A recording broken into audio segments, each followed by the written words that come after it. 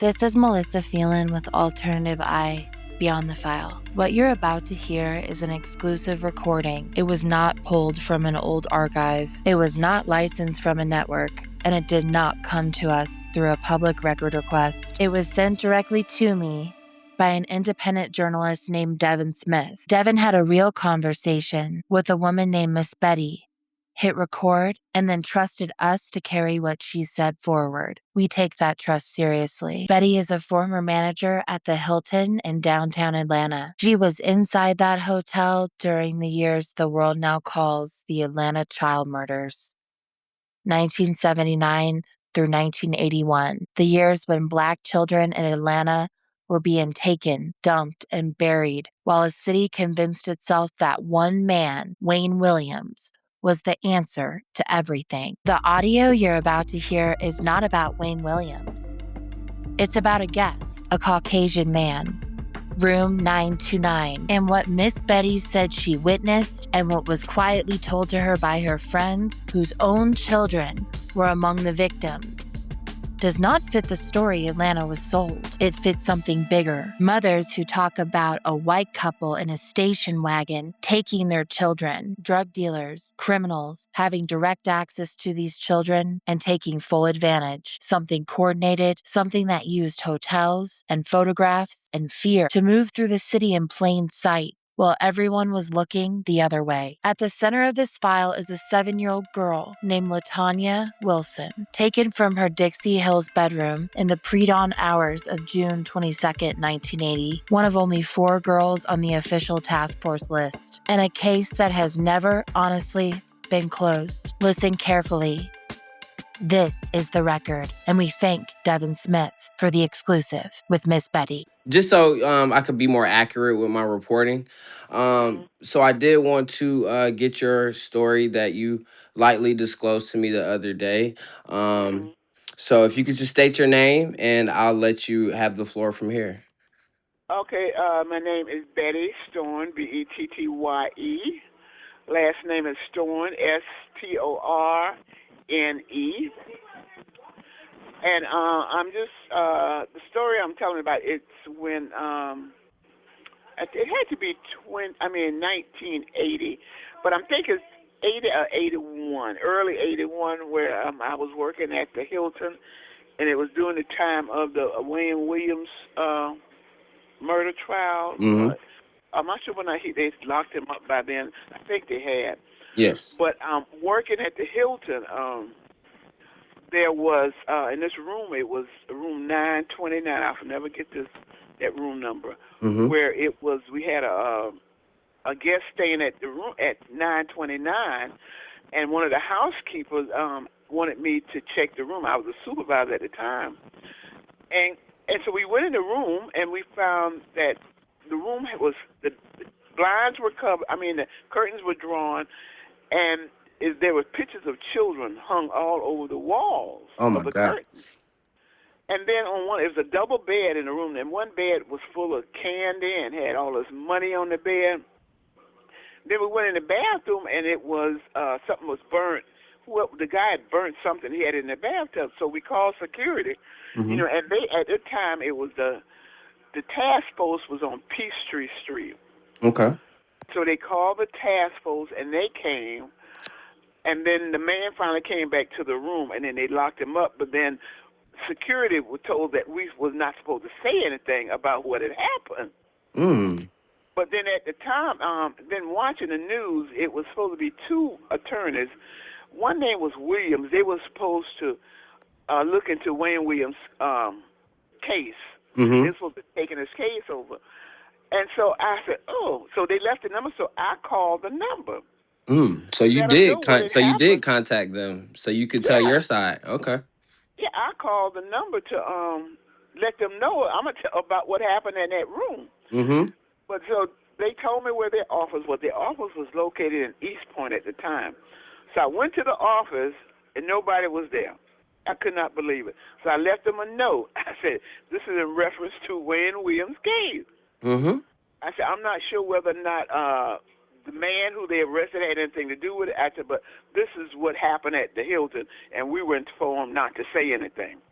Hmm. So they nobody never called me since then. Nobody never called me. No one ever But followed back up. nobody never followed up. Was this gentleman the guest in 929? Was he Yeah. black, white, No, you he was a know? white guy. He was a Okay. white guy. Okay. And I'm saying, you mean to tell me nobody's gonna call me when I'm telling them what happened at the Hilton, which they told us not to say anything? I thought I was gonna say something anyway because something wasn't right. When Right. I'm looking at this man's room covered with children pictures, and then not only that, the young man, I think he might have been the first or the second guy that Wayne we were supposed to kill. His name was, we used to call him Bubba. Mm-hmm. But his mama name was Opal. She worked at the Hilton also. Well, when he was missing, they said it was Wayne Williams, but she tried to tell them, my son left with a white man and a white lady in a station wagon. Do you know they never followed up with her? Wow. And it Are was you like, this is serious? insane. So there was a woman that was with him as well as far as what Opal's experience was. Yeah, it was because my friend, her name was Oprah, and her son name was Bubba, and she told the police, she said, my son did not leave with Wayne Williams. He left with a white lady and a white man in a station wagon. Nobody followed with her. And then Wow. the second incident, I was working with a friend of mine, this girl named Shirley. Her husband was doing drugs, had something to do with drugs. So Mm-hmm. we were talking. So when her daughter went missing, she told her, she said, Betty, she said, Wayne Williams did not take my daughter. She said, the drug dealers got my daughter. She said, because they used to come by our house looking for my husband all the time because he'd owe them money. And they told my husband he is going to be sorry if he don't pay them. So she said when they went to bed that night, when she woke up, the back door of their apartment was open Mm-hmm. and the daughter was gone. Wow. Now she reported that, but nobody followed up on that story. No one It was like, followed are up. y'all serious? Yeah. I I've said I can't I've believe it. I've heard a few instances where no one was able to give their vantage point or side of the story Mhm. because there wasn't any proper follow up. So No. these are some rich details that I have never heard before. Yeah, but the man that was in 920, I will never forget that day. It was a white guy, and I called the task force myself. And when they came, security was like, "What's going on?" I said, "Look in this room." And that's when they came and got took the man. When he came back to the room, then they handcuffed him and took him off. But they told us, "Don't say anything. Don't say nothing to nobody." Mm-hmm. And when I found him, people on TV talking about, taking Wayne Williams' case, I said, I'm going to call him and tell him, because I just didn't, stuff like that, when I know what I saw and nobody think enough to, to come and ask us questions, I had a problem with that. I didn't know whether or not they were trying to do a quick arrest or whatever, but to me, that just didn't seem fair. Oh no, But I agree with you. Like, to not follow up on a case of this magnitude, absolutely. you would think that any bit of details would be taken with a grain of salt. I mean, these are children we talking about here. So, Absolutely. Absolutely. how old was Bubba when he went? He had to have been Bubba had to be at least between 18 and 20. Somewhere Okay, along there, because he wasn't no kid. I know he wasn't yeah. no kid. Between 18 and 20. Mm-hmm. And you said your friend was her name Cheryl or Shirley? The second name was Shirley. Okay, Had the little girl. yeah. And The lady, how old was her daughter? I think that child had to be about 5, I think. Five. She was, Okay. I think, somewhere along in there. I think she might have been the only girl that was supposed to have been Yep. killed. Yeah, Yeah. yep, she would be one of the only girls Uh-huh. reported during that time. Everyone else was males.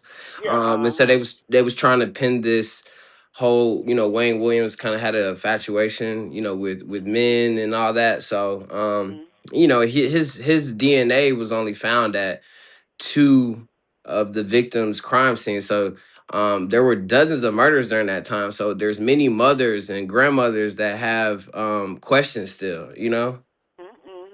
Yeah. Because if I'm not mistaken, I think the young man there, I think his name was Yusef, something Hmm. like that.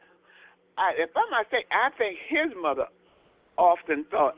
I don't think Wayne Williams did it. I think she was one of the mothers that really didn't think he killed her son. Hmm. I don't know whether or not she's still living or not, but I remember that kid's name. Yeah, yeah. I've spoken with my friend's uncle, and he, excuse me, doesn't think that Wayne killed his friends. These were some of his friends at the time, Yeah, uh-huh. that he knew from the neighborhood, and he definitely doesn't think that Wayne did it at all, because Mhm. these guys weren't even around him during this time or anything like that. So just Mhm. none of the evidence added up, and none of the stories Yeah. added up to where they were at the time. No, absolutely. But these three people that I know personally about, the mother said, I don't think it couldn't have been Wayne Williams, because especially the little girl. She said, Wayne Williams did not come in my house and got. He said, them drug dealers came and got my daughter. She said because they reached over because she had one daughter and I think two boys, Hmm. and they. She said they went and got the daughter, and when she woke up, the back door was open, and her daughter Wow. was gone. She said, and I know it had to been the drug dealers coming in my house. Hmm. So but nobody never questioned her about it, and and I think life just went on, and after everybody went their separate ways, I didn't, see her anymore. I haven't seen her in probably 40 years now, but Yeah. his story still sticks because Hmm. I know what was told to me, Hmm. and for some reason I didn't know Wayne Williams, but when I heard these stories about these people that I know, I said, now how could he have done when the parents saying my son didn't leave with Wayne Williams. Right. I know who he left with. Yeah, and that's why I think that former Mayor Keisha Lance Bottoms decided to reopen the case. Mhm. There were too many family members that had questions unanswered, so Mhm. I was glad that she did use her power to open the case, Oh, because absolutely. things of this nature shouldn't go this long without Mhm. without answers, especially with all the technology we have to test Absolutely. DNA and everything. So Absolutely. yeah. So Absolutely. I do, Absolutely. so those were all the questions that I had for you. Was there anything else you wanted to add before I let you go? No, it was just that I often wondered why the attorneys that was supposed to take his case never reached out, so Mm-hmm. we could tell the story about. Because I looked and said I wasn't worried about what Hilton was gonna do because when they said don't say something, I said y'all got to be kidding. Mm-hmm. I'm gonna tell it. Yeah. And they even tried, when I quit and filed for unemployment, they tried to deny me. Mm-hmm. And I remember the woman who was the director at the time. Her name was Sandy Two Toes. She was a director at the Hilton, and I went and told. I said, if you all don't give me my unemployment, I'm gonna tell what happened here at the Hilton. I said, I'm gonna tell it. I most Mm. certainly am. I said, I'm gonna tell what y'all told us not to say. I'm gonna tell about when the task force came up here and y'all got that man out that room, Mm-hmm. and he had all these children's pictures on there, and y'all didn't say nothing. I said, I'm gonna tell it. I most certainly am. Oh yeah. And so I hope that with this and other stories I've been hearing, and all the work that the task force that Keisha Lance Bottom put together, we Mhm. able to get, some more answers out here, cuz I mean, Absolutely. I wouldn't, now that I have younger nephews, and I just couldn't imagine just one of them going missing one day, and how, Absolutely. so um well, Miss Betty, I do thank you for your time today, You're and welcome. appreciate you for adding all those details that I don't think anyone has ever heard, besides maybe some of your close family members. So I do thank you for giving me a slice of your time today. Oh, absolutely. Because I always because and it's been over 40 years, Mm-hmm. and I really and I still think about how did you all not did you all arrest an innocent man? I don't know, but Mm-hmm. I know, as far as these three people are concerned, Mm-hmm. from what I understand, he had to be innocent. You know. Mm-hmm. Well, there you have it.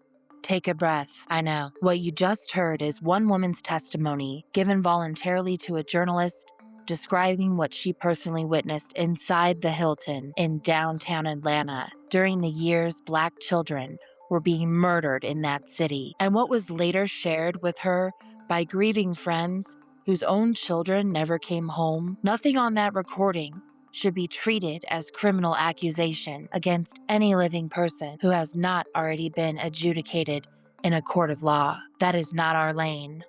Our lane is the record. But hear me clearly, the record is now larger than it was yesterday. The guest in Hilton room 929, a Caucasian man moving through one of Atlanta's most prominent hotels in the middle of one of the most infamous serial murder investigations in American history. Photographs of children used, as Ms. Bettye describes, as both a menu and a silencing tactic. Hotel workers later found pictures of children all over this hotel room. A girl named LaTonya Wilson taken through a window whose glass had just been replaced. These are not folklore. These are threads. And when you pull them together, the pattern that emerges is not one lone offender.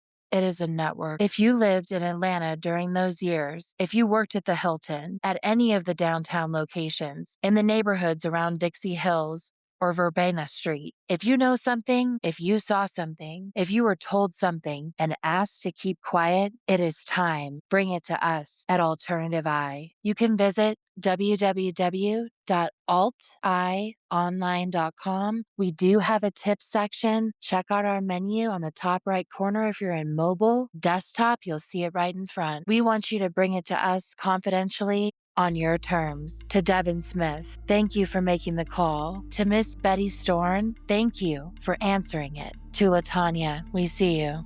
I think about you all the time. This is Melissa Phelan. Alternative Eye, we look again.